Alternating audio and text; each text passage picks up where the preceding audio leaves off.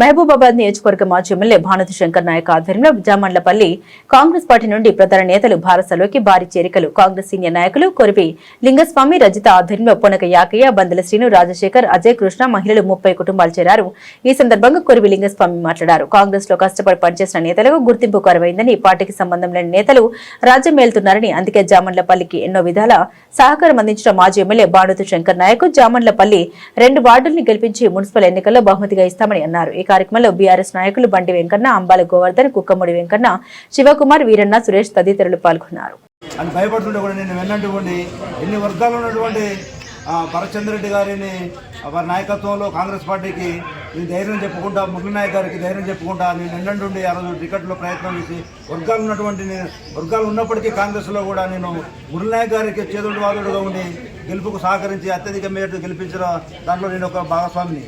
కానీ ఈరోజు 3వ వార్డు నుండి జనరల్ అయినటువంటి తరుణంలో కొన్ని అగ్రవర్ణ కుట్రలు నా మీద పన్ని మూడు జనరల్ అయింది. దాంట్లో ఒక బీసీ వానికి ఛాన్స్ అయిందని సర్వే అనే మాయమాటలు చెప్పి సర్వే ఎక్కడ సర్వే, నేనున్నగా సర్వే, నేను 20 నుంచి నేనున్న సర్వే, నాకేంటి సర్వే, నేను ఒక జిల్లా నాయకుని, నేను అపోజిషన్లో ఉన్నప్పుడే నేను అత్యధిక ఓట్లు సంపాదించిన. మహబూబాబాద్లో చేసినటువంటి కొంతమంది నాయకులకు 20-30 ఓట్లు కూడా రాలేదు అదే కాంగ్రెస్ పార్టీ నుండి. నాకు 2వ వార్డు నుంచి అన్ని 600 ఓట్లు రావడంతో కంగుతున్నటువంటి కాంగ్రెస్ పార్టీ ఇటువంటి నాయకులు మనకు కావాలని ప్రోత్సహించుకుంటూ వచ్చి ఈరోజు 2026 మున్సిపల్ ఎన్నికల్లో జనరల్ అయినటువంటి 3వ వార్డు నుంచి కొన్ని కుట్రల కుతంత్రాలతో నీకు సర్వే లేదని అంటారు. సర్వే లేదని ఎక్కడిది, నాకు సర్వే ఎక్కడిది అసలు?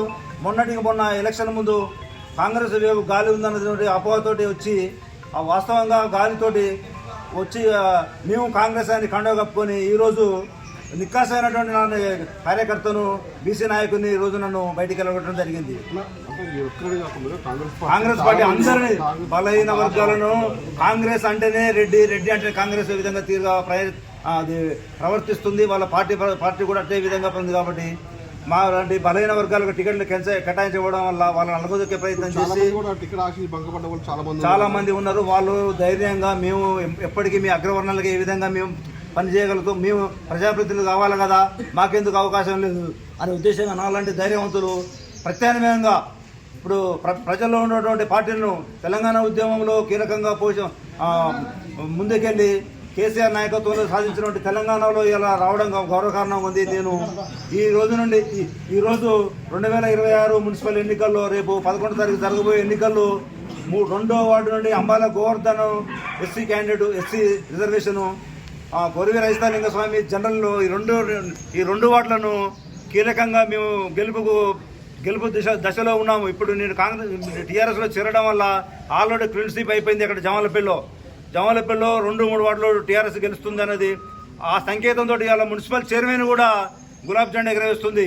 అభ్యర్థి ఎవరైనా సరే మానుకోట నియోజకవర్గ కేంద్రమైనటువంటి మహబూబాబాద్ మున్సిపాలిటీలో 36 మున్సిపల్లో టీఆర్ఎస్ జెండా ఎగరేసి చైర్మన్ కైవసం చేసుకుంటామని నేను ఈ ముఖంగా శపథం చేస్తున్నాను.